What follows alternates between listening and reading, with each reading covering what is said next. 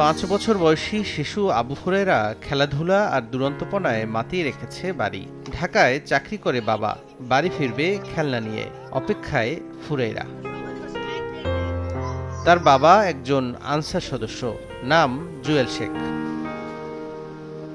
পরিবারের সদস্যরা জানান, গত ১৯ জুলাই রাতে রাজধানীর ফকরাপুল এলাকায় ডিউটি শেষে সহকর্মীদের সঙ্গে মতিঝিল থানায় ফিরছিলেন জুয়েল। একদল নাশকতাকারীর সঙ্গে পুলিশের সংঘর্ষ চলছিল।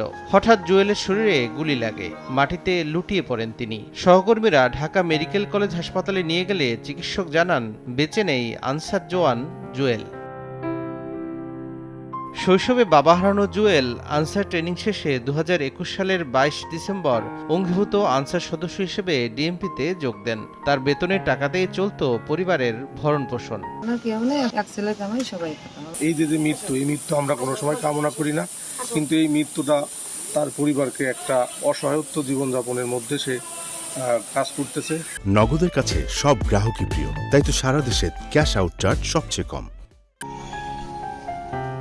২০১৭ সালে ভালোবেসে ঘর বাঁধেন শ্রাবণী খাতুনের সঙ্গে।